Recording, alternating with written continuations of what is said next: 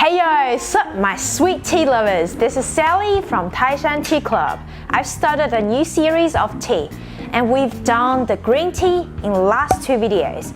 And now we are moving into the next type of tea, white tea. Oh, by the way, please make sure to check out Olivia's video series on tea waves as well.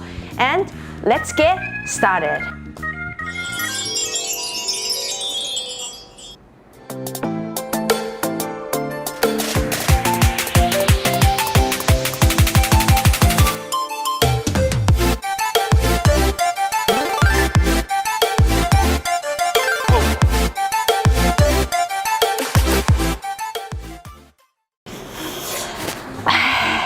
Okay, before we get started, I want to ask you guys, what's the color of white tea? Maybe you think it's white? I have to say you're not wrong. White tea mostly are light green with light color on the surface. And the reason why white tea is called white tea is because they have white pico on them. If you don't know what is white pico, it means white fur, and it's on the surface of white tea.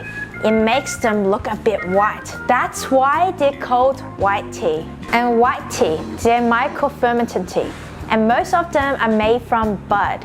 And green tea has zero fermentation. But white tea will ferment a little bit and it'll only ferment around 5 to 10%. It's one of the 6 main types of tea in China.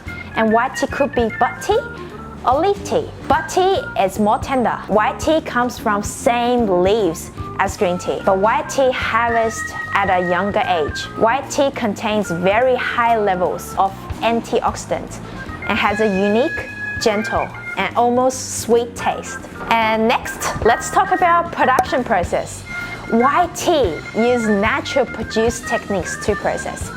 So the fresh tea is spread and placed on the bamboo mat with some weak sunlight. Or it can be placed in a room with good fresh air and let the light go into the room. Then let it withering in a natural way. Let it dry out the tea to 70 to 80% of dryness. Then use some gentle fire to dry out the tea. The production process is simple. Uses very little process steps. So let's get into step by step for the whole production process. Okay, so the first step is picking. According to the temperature, to pick one bud, one leaf with early fresh leaves.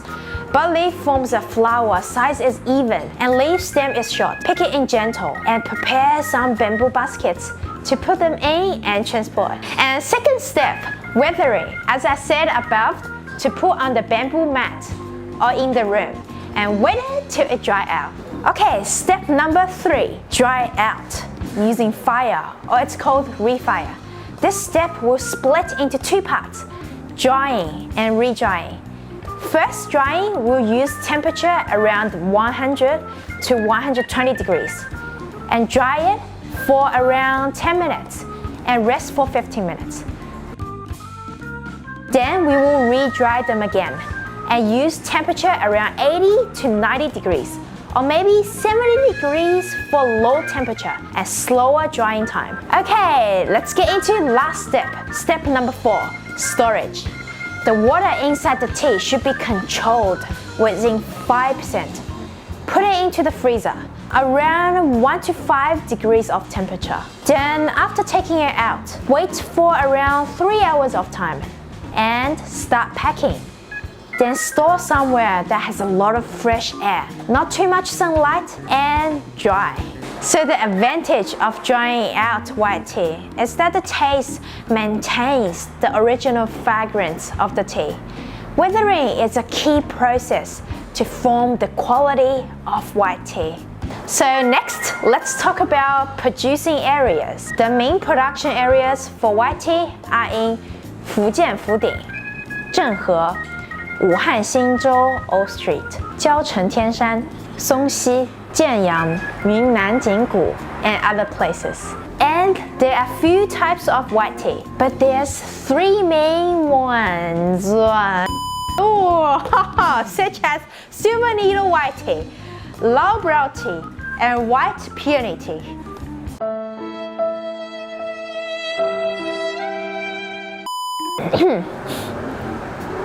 So the first one we're going to talk about is silver needle white tea.